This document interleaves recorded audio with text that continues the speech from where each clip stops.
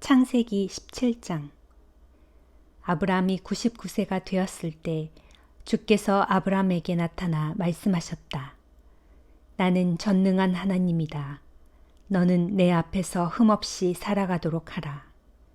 내가 너와 언약을 맺으리니 너를 크게 번성하게 하겠다. 아브라함은 얼굴을 땅에 대고 엎드렸고 하나님께서 그에게 또 말씀하셨다. 내가 너와 언약을 맺는다. 너는 여러 민족의 조상이 될 것이다. 이제부터는 내 이름을 아브람이라고 부르지 말고 아브라함이라고 하여라. 내가 너를 여러 민족의 조상으로 세웠다는 뜻이다. 나는 너를 크게 번성하게 하겠다. 네 후손 가운데 여러 나라가 나오고 왕들도 많이 나올 것이다. 내가 너와 맺은 이 언약은 너뿐만 아니라 앞으로 오고 또 올 세대인 내 후손들과의 언약이기도 하다. 나는 너의 하나님일 뿐 아니라 내 뒤에 오는 내 후손들의 하나님이기도 하다. 내가 지금 나그네로서 살고 있는 가나안 온 땅을 너와 내 후손들에게 줄 것이니 그 땅은 너희의 영원한 소유가 될 것이다. 나는 너와 내 후손들의 하나님이 되어주겠다. 하나님께서 또 아브라함에게 말씀하셨다. 너는 나와 맺은 언약을 지켜야 한다. 너뿐만 아니라 내 후손들도 이 언약을 굳게 지키도록 일러라. 너희 가운데 남자는 모두 할례를 받게 하라. 남자는 대대로 반드시 할례를 받아야 한다. 이것이 내가 너와 내 후손들과 세운 나의 언약이다. 너희는 포피를 베어 할례를 받아야 한다. 이것이 나와 너희 사이에 맺은 언약의 증표다. 누구든 남자아이는 태어난 지 8해 만에 반드시 할례를 받아야 한다. 집에서 태어난 종뿐만 아니라 이방 사람들에게 돈 주고 사온 종도 마찬가지로 할례를 받아야 한다. 너희 집에서 태어난 종과 너희가 돈 주고 사들인 종도 모두 할례를 받아야 한다. 그래야만 나의 언약이 너희의 몸에 영원한 언약으로 남아있게 될 것이다. 포피를 배지하는 남자, 곧 할례를 받지 않은 남자는 내 백성이 되지 못할 것이니 이는 그가 나와 맺은 언약을 어긴 까닭이다. 하나님께서 또 아브라함에게 말씀하셨다. 너는 이제 내 아내를 사레라고 부르지 말고 사라라고 불러라. 내가 사라에게 복을 내려 내 아이를 낳게 하겠다. 내가 사라에게 복 주리니 그녀는 여러 나라의 어머니가 될 것이다. 또 사라가 낳은 후손들 가운데서 많은 왕들이 나올 것이다. 아브라함이 얼굴을 땅에 대고 엎드려 웃으면서 혼자 중얼거렸다. 100살이나 먹은 늙은이가 어떻게 아이를 본단 말인가. 90살이나 먹은 사라가 어떻게 아이를 낳을 수 있단 말인가. 그래서 아브라함이 하나님께 아뢰었다. 이스마엘이나 하나님의 복을 받으면서 오래 살았으면 좋겠습니다. 하나님께서 아브라함에게 말씀하셨다. 아니다. 내 아내 사라가 반드시 내게 아들을 낳아줄 것이다. 그 아들이 태어나거든 이름을 이삭이라고 지어라. 나는 그와 언약을 세울 것이다. 이 언약은 이삭뿐만 아니라 이삭의 후손들에게도 영원토록 이어질 것이다. 내가 이스마엘을 얼마나 아끼는지 잘 알았다. 내가 이스마엘에게도 복을 내려 그로 많은 자식을 낳게 하고 그의 후손들이 크게 불어나게 할 것이다. 이스마엘에게서 12부족의 지도자가 나올 것이다. 나는 이스마엘이 큰 나라를 이루도록 해주겠다. 내년 이맘때 사라가 내게 이삭을 낳아주게 되면 내가 이삭과 언약을 맺을 것이다. 하나님께서는 아브라함에게 말씀을 다하시고 그를 떠나 올라가셨다. 바로 그날에 아브라함은 하나님께서 이르신 대로 다 행했다. 아브라함은 아들 이스마엘뿐만 아니라 집에서 태어난 종과 돈을 주고 사온 종에 이르기까지 온 집안 남자들의 포피를 베어 할례를 받게 했다. 아브라함이 할례를 받은 때는 99세였다. 아브라함의 아들 이스마엘이 할례를 받은 때는 13세였다. 아브라함과 그의 아들 이스마엘은 이렇게 같은 날에 함께 할례를 받았다. 집에서 태어난 종과 이방 사람에게서 돈을 주고 사온 종을 포함하여 아브라함 집안의 모든 남자들이 아브라함과 함께 할례를 받았다. 마태복음 16장. 바리새파 사람들과 사두개파 사람들이 예수를 시험하려고 하늘에서 오는 기적을 보여달라고 요구하였다. 예수께서 대답하셨다. 당신들은 저녁에 하늘이 붉은 것을 보면 내일 아침에는 날씨가 좋겠다고 하고, 아침에 하늘이 붉고 흐린 것을 보면 그날은 종일토록 날씨가 굳을 것이라고 예측하오. 이렇게 하늘을 보고 날씨는 분별하면서도 어째서 시대의 징조는 분별할 줄 모르는 것이오. 악하고 믿음이 없는 이 세대가 기적을 요구하지만 나는 요나에게서 일어났던 기적 외에는 보여줄 것이 없소. 이 말을 하신 후 예수께서 그들을 남겨둔 채 떠나가셨다. 제자들은 갈릴리 호수 건너편으로 건너간 후에야 빵을 가져오는 것을 잊었다는 걸 알았다. 그때 예수께서 말씀하시길 정신을 차리고 바리새파 사람들과 사두개파 사람들의 누룩을 조심하라 하셨다. 제자들은 자기들이 빵을 가져오는 것을 잊어버렸기 때문에 예수께서 그런 말씀을 하시는 것이라고 생각하였다. 예수께서 제자들의 생각을 아시고 말씀하셨다. 믿음이 적은 자들아, 왜 먹을 것이 없다고 걱정하느냐? 너희가 아직도 깨닫지 못하느냐? 내가 빵 5덩어리로 5,000명이나 먹이지 않았느냐? 뿐만 아니라 다 먹고도 몇 강줄이나 남지 않았느냐?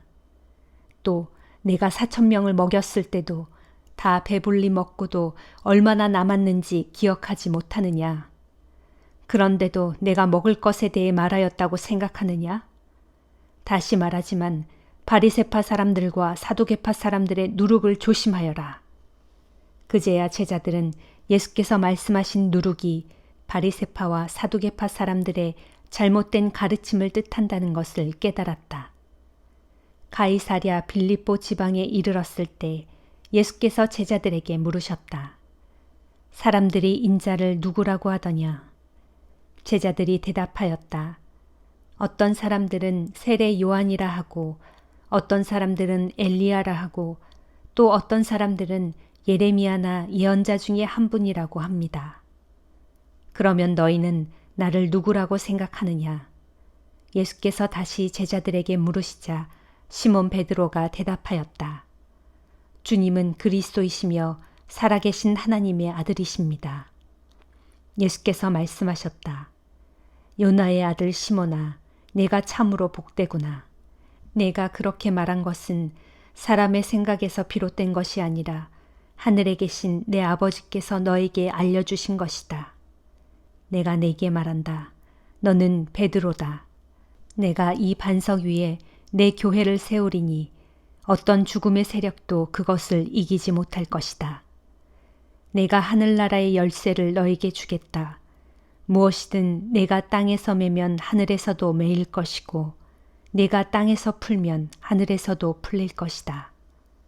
그러고 나서 예수께서는 자신이 그리스도라는 것을 다른 사람에게 알리지 말라고 제자들에게 당부하셨다. 그때부터 예수께서는 자신이 예루살렘에 올라가실 일과 거기서 자신에게 일어날 일들에 관해 제자들에게 말씀하시기 시작했다. 예수께서는 자신이 유대인 지도자들인 장로들과 대제사장들과 율법 교사들에게 많은 고난을 받은 후 그들의 손에 죽었다가 사흘 만에 다시 살아날 것임을 제자들에게 알려주셨다. 이에 베드로가 예수를 붙잡고 간절히 말렸다. 주님, 절대 그럴 리가 없습니다. 주님께 그런 일이 일어나서는 결코 안 됩니다. 그러자 예수께서 베드로를 돌아보시며 말씀하셨다. 사탄아, 내 뒤로 썩 물러가라. 너는 하나님의 일은 생각하지 않고 단지 사람의 일만 생각하는구나.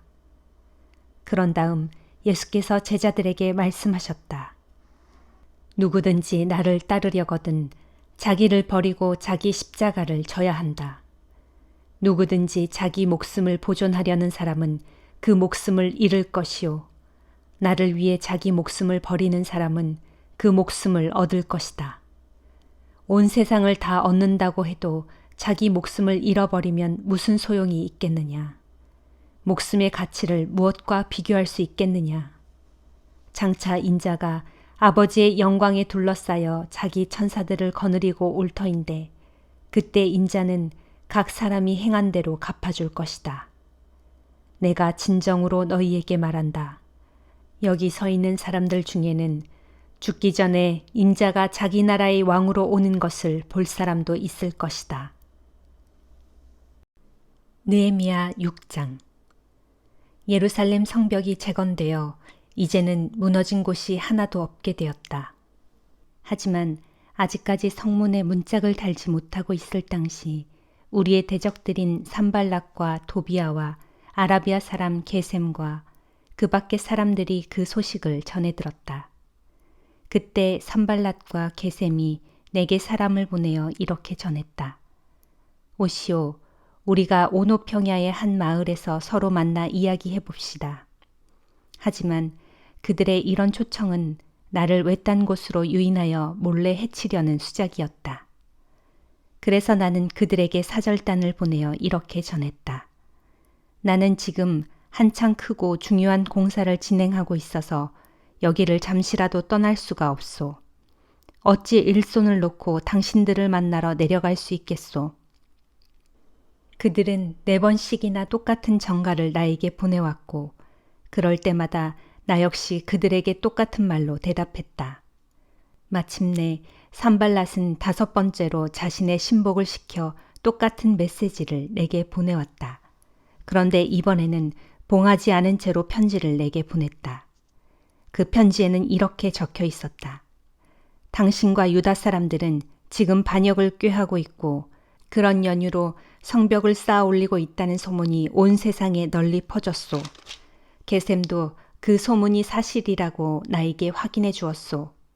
더구나 내게 보고된 바에 따르면 당신은 유다 사람들의 왕이 되려고 하며 심지어 예언자들까지 내세워 유다 땅에 다시 왕이 나타났다라는 소문을 온 예루살렘에 퍼뜨리겠다는 이야기도 있으므로 나는 이 같은 사실을 페르시아 왕께 모두 보고할 것이오.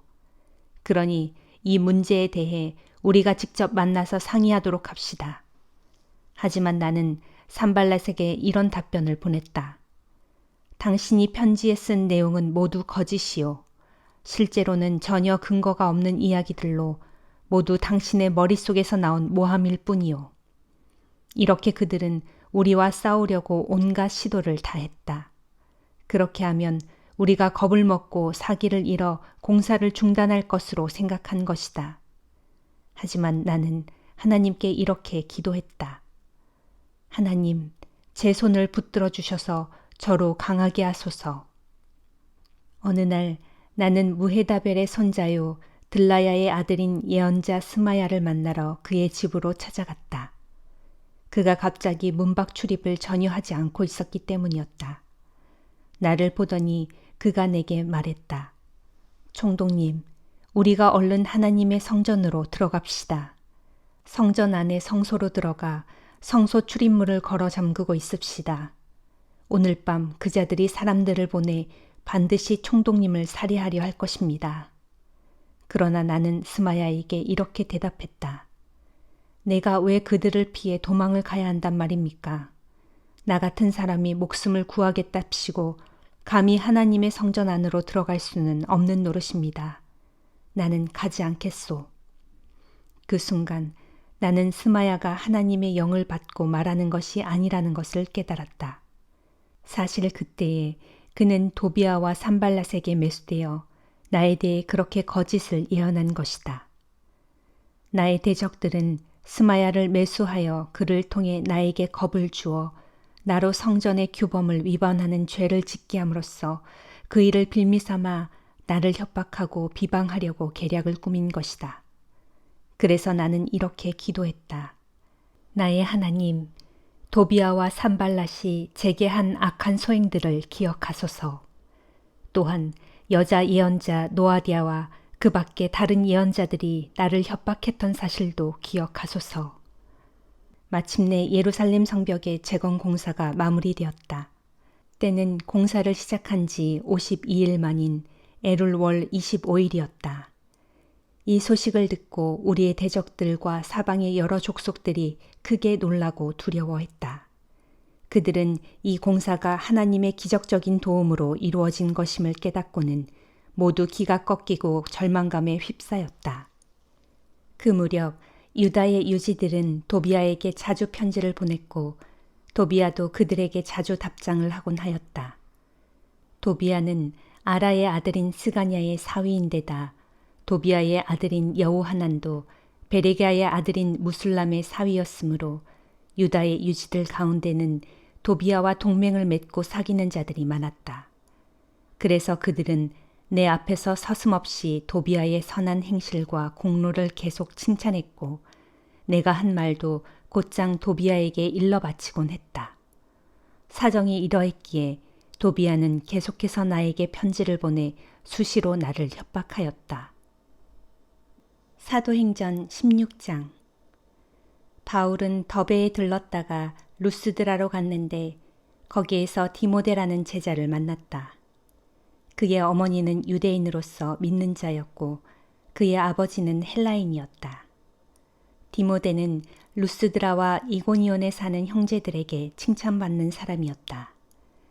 바울은 디모데를 전도 여행에 동참시키고 싶어서 그를 데려다가 할례를 행하였다. 그것은 유대인들을 고려한 행동인데 그 지역에 사는 유대인들이 디모데의 아버지가 헬라인이라는 것을 모두 알고 있었기 때문이었다. 바울 일행은 여러 도시를 두루 다니면서 예루살렘 교회에서 사도들과 장로들이 결의한 사항을 전달하였다. 각처의 교회들은 날이 갈수록 믿음이 튼튼해지고 신자들의 수도 점점 늘어갔다. 바울 일행은 부르기아와 갈라디아 지방을 그냥 거쳐갔다. 성령께서 아시아의 그 지방에서는 말씀 전하는 것을 막으셨기 때문이다. 그들이 무시아 지방 가까이에 이르러 북쪽의 비두니아 지방으로 들어가려고 하자 또다시 예수의 영, 곧 성령이 허락하지 않으셨다. 그래서 바울 일행은 무시아 지방을 지나쳐 드로아로 향했다. 그날 밤 드로아에서 바울은 환상을 보았다. 그것은 마케도니아 사람 하나가 서서 바울을 향해 이리로 건너와서 우리를 도와주십시오 하고 간청하는 환상이었다. 이 환상을 본 후 우리는 즉시 마케도니아 지방으로 떠날 준비를 했다. 하나님께서 그곳 사람들에게 복음을 전하게 하시려고 우리를 부르신 것으로 생각했기 때문이었다. 우리는 드로아에서 배를 타고 사모드라게로 직행하여 이튿날 네아폴리로 갔다. 또 거기에서 우리는 빌립보로 갔는데 빌립보는 마케도니아 국경에서 조금 들어간 곳에 위치한 로마의 식민지였다. 우리는 거기서 며칠을 지냈다. 안식일이 되자 우리는 성문 밖 강가로 나가서 유대인들이 모여 기도하는 처소가 입순직한 장소로 찾아갔다. 그리고 우리는 거기에 앉아 거기 모인 여자들에게 말씀을 가르치기 시작했다.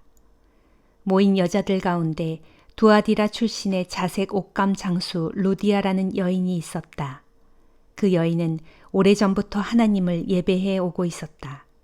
그때 주께서는 루디아의 마음을 열어주셔서 바울이 말하는 것을 다 받아들이게 하셨다. 바울의 가르침이 끝나자 루디아는 온 집안 식구들과 함께 세례를 받고 나서 말했다. 저를 주님의 참된 신도로 여기신다면 제 집에 오셔서 묵도록 하십시오. 그 여자가 간곡하게 청했으므로 우리는 그 초대를 기꺼이 받아들였다. 한 번은 우리가 기도하는 장소로 가다가 귀신 들려서 점을 치는 여종 하나를 만났다. 그 여종은 점을 쳐서 자기 주인들에게 많은 돈을 벌어주고 있었다. 그 여종이 바울과 우리를 따라오면서 외쳤다. 이분들은 지극히 높으신 하나님의 종들로 여러분에게 구원의 길을 전하고 있습니다. 그 여자가 매일같이 우리를 따라다니며 그렇게 외치고 다니자 바울이 더 이상 참지 못하고 그 여자에게 붙어있는 귀신을 향해 호통을 쳤다. 예수 그리스도의 이름으로 내게 명령한다. 이 여자에게서 당장 나가라. 바로 그 순간 귀신이 그녀에게서 나갔다. 그러자 그 여종의 주인들은 이제 돈벌이할 희망이 사라져버린 것을 알고는 바울과 실라를 붙잡아 광장에 있는 법정으로 끌고 갔다. 그들은 빌립보 성읍의 치안관들 앞에 바울과 실라를 세워놓고 외쳤다. 이 사람들은 유대인들로 우리 도시를 아주 소란하게 만들고 있습니다. 또 이 사람들은 우리 로마인들이 받아들일 수 없는 부당하고 불법적인 관습들을 선전하고 가르칩니다. 이 말을 듣고 모여있던 사람들이 다 함께 합세하여 바울과 실라에게 욕설을 퍼부었다. 그러자 치안관들이 부하들에게 명령하기를 바울과 신라의 옷을 벗기고 그들에게 매질을 가하라고 하였다. 부하들은 바울과 신라에게 심하게 매질을 가한 후 감옥에 던져놓고는 간수에게 그들을 단단히 지키라고 명령했다. 간수는 바울과 신라를 감옥의 제일 안쪽에 있는 깊숙한 감방에 가두고 그들의 발에 착고를 단단히 채웠다. 한밤중이었다. 바울과 신라는 주께 기도하면서 찬송을 불렀고 다른 죄수들은 그 찬송 소리를 듣고 있었다. 그런데 바로 그 순간 갑자기 큰 지진이 일어나듯 감옥이 밑바닥부터 심하게 흔들리더니 감옥 문이 모두 열렸다. 그리고 죄수들을 묶어두었던 쇠사슬이 스르르 다 풀렸다. 간수가 잠에서 깨어 감옥 문이 다 열려있는 것을 보고는 죄수들이 모두 도망친 줄로 생각하고 칼을 빼어 자결하려고 했다. 그때 바울이 간수에게 소리쳤다. 잠깐, 당신의 몸을 해치지 마시오. 우리는 모두 여기에 그대로 있소. 간수는 등불을 가져오게 하여 지하 감방으로 달려 내려온 후 온 몸을 떨면서 바울과 신라 앞에 엎드렸다. 그런 뒤 간수는 두 사람을 밖으로 데리고 나오더니 이렇게 물었다. 선생님들, 어떻게 하면 저도 구원을 얻을 수 있겠습니까? 두 사람이 대답했다. 주 예수를 믿으세요. 그러면 당신과 당신의 온 가족이 구원을 얻을 것입니다. 이렇게 해서 두 사람은 간수와 그 사람의 온 집안 식구들에게 주님의 복음을 전했다. 밤이 깊은 그 시각, 간수는 두 사람의 상처를 잘 씻어준 후 즉시 온 식구와 더불어 세례를 받았다. 간수는 두 사람을 자기 집으로 데려다가 정성껏 음식을 대접하였다. 그는 자신과 온 가족이 하나님을 믿게 된 것을 무척 기뻐했다. 날이 밝자 치안관들은 경비병을 보내어 두 사람을 석방하라고 통보했다. 간수가 바울에게 말했다. 치안관들이 당신과 신라를 풀어주라고 명령했습니다. 이제 가셔도 됩니다. 평안히 가십시오. 그러나 바울이 말했다. 그들은 로마 시민인 우리를 재판도 하지 않은 채 군중 앞에서 채찍으로 때리고 감옥에까지 쳐넣었습니다. 그런데 이제 와서 슬그머니 우리를 내보내려 하다니요. 그렇게는 안 됩니다. 그들이 직접 와서 우리를 호위해 가라고 하시오. 경비병들은 이 말을 치안관들에게 보고했다. 그러자 치안관들은 바울과 신라가 로마 시민이라는 말에 그만 가슴이 덜컥 내려앉았다. 그들은 곧장 감옥으로 달려가 두 사람을 위로하고 달랬다. 그런 뒤 감옥 밖으로 두 사람을 호송해 나가더니 두 사람에게 이 도시를 떠나달라고 요청했다. 빌립보 감옥에서 나온 후 바울과 신라는 루디아의 집으로 가서 신도들을 만나 그들을 위로하고 격려했다. 그런 뒤 우리는 빌립보를 떠났다. 아멘.